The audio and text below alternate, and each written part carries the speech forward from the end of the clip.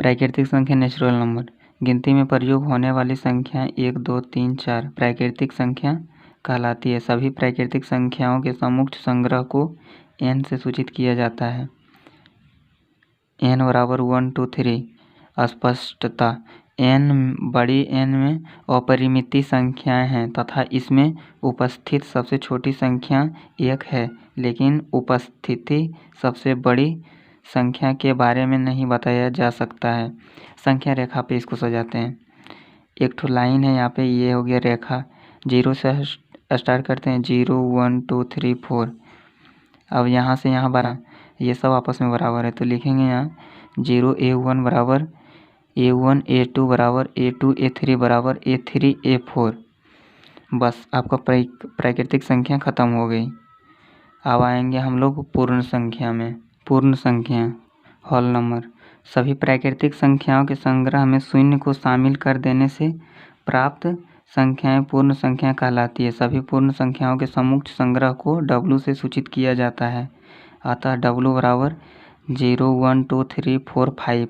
अस्पष्टता। W में अपरिमित संख्याएं हैं तथा इसमें उपस्थित सबसे छोटी संख्या 0 है और इसमें उपस्थित सबसे बड़ी संख्या को नहीं बताया जा सकता है।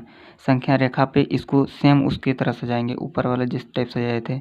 0 से स्टार्ट करेंगे, यहाँ से यहाँ बराबर होगी, यहाँ से यहाँ और यहाँ से यहाँ, तो बराबर हो जाएगा A1 A2 बराबर A2 A3 बराबर A3 A4। ये आपका पूर्ण संख्या कंप्लीट हुआ। पूर्णांक इंटीजर।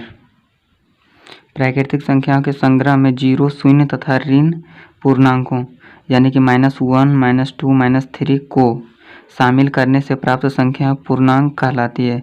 सभी पूर्णांकों के एक समूह संग्रह को Z से सूचित किया जाता है। ये Z से भी सूचित किया जाता है और ये I से भी सूचित किया जाता है। तो Z बराबर हो गया -3, -2, -1, 0, 1, 2, 3। इसका अर्थ होता है गिनना। पूर्णांक संख्या को संख्या रेखा पर निरूपित करने के लिए, मतलब कि इस पे सजाने के लिए, तो ये 0 होती है। ये इस टाइप राइट साइड जो होता है वो होता है धनात्मक और ये लेफ्ट साइड जो होता है ये ऋणात्मक। -5, -4, -3, -2, -1, 0, 1, 2, 3, 4, 5, 6। B1 B2 B3 B4 B5 हो गया। इधर से A1 A2 A3 A4 A5। इसको इसी टाइप में सजाएंगे दिए थे। ये हो जाएगा ऋणात्मक और ये हो जाएगा धनात्मक। आपका पूर्णांक संख्या खत्म हो गया है। प्राकृत संख्याओं और पूर्णांक संख्याओं के समूह पर संवृत्त संक्रियाएं। दो प्राकृत संख्याओं का योगफल भी एक प्राकृत संख्या होगा। प्राकृत संख्याओं के इस गुण को हम यह कहकर व्यक्त करते हैं कि प्राकृत संख्याओं का समूह संग्रह योग संक्रिय के सापेक्ष संवृत्त क्लोजेट है। इसका एक एग्जाम्पल देखते हैं कि ये होता क्या है। प्राकृतिक संख्या यानी नेचुरल नंबर n बराबर 1, 2, 3, 4, 5, 6, 7 ले लिए। इसमें दो ठो संख्या लेंगे। प्राकृतिक संख्या का दो संख्या लेंगे, तो एक ठो ले लिए 2 और एक ठो ले लिए 3। ये दोनों का योग किए, दोनों का योग 5 आ गए, तो 5 एक प्राकृतिक संख्या है। 5 लिखे हैं। 5 बिलोंग n यानी कि natural number. 5 belong natural number. अब बिलोंग मतलब नहीं पता होगा आप सबको, तो यहाँ नीचे बताएं। अब यहाँ 3 + 4, यहाँ 3 + 4, ये दोनों को योग किए, दोनों को जोड़ें तो 7 आ गया। तो ये भी एक प्राकृतिक संख्या है, ये भी एक नेचुरल नंबर है। इसका बीच वाले का मतलब होता है बीच, ये जो यहाँ पे आपको दिख रहा है इसका मतलब होता है बिलोंग। इसका उतना खास जरूरत है नहीं। इसका मतलब होता है कि ये प्राकृतिक संख्या है। इसका चिन्ह अगर जो कहीं आपके पास दिया हुआ है 6, ये बिलोंग दिया हुआ है और n लिखा हुआ है, तो आप समझ जाइए कि ये प्राकृतिक संख्या यानी कि नेचुरल नंबर है। और ऐसा किया हुआ है जैसे 7 लिखा हुआ, बिलोंग करके इस टाइप काट दिया है, इसका मतलब होता है नॉट बिलोंग, ये प्राकृतिक संख्या नहीं है। अब थोड़ा नीचे आएंगे और इसको देखेंगे। दो पूर्णांकों का योग सदा एक पूर्णांक होगा, साथ ही दो पूर्णांकों का अंतर भी एक पूर्णांक ही होगा। अतः पूर्णांकों का समूह z जोड़ और घटाव की संक्रियाओं के सापेक्ष संवृत्त क्लोजेट है। इसका भी एक एग्जाम्पल देखते हैं। पूर्णांक को z से सूचित किया जाता है, तो z बराबर -3, -2, -1, 0, 1, 2, 3।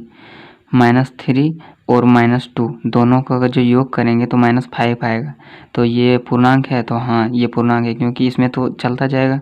-3 के बाद -4 -5 -6 -7 -8 आता जाएगा। तो यहाँ -5 ये तो बिलोंग बताया, -5 बिलोंग जेड, तो ये पूर्णांक है तो यहाँ बिलोंग जेड यहाँ होगा। ऋणात्मक से -3 ऋणात्मक से 2 लिए, दोनों को किए तो यहाँ हो गया -1। तो ये क्या एक पूर्णांक संख्या है, पूर्णांक है। तो देखेंगे -1 है तो -1 तो लिखेंगे बिलोंग जेड।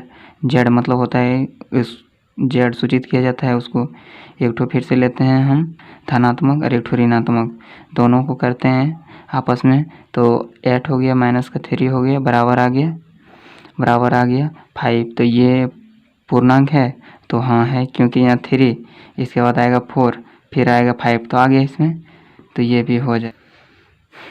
परिमेय संख्या रेशनल नंबर, वह संख्या परिमेय संख्या कहलाती है जिसको p/q के रूप में लिखा जा सके।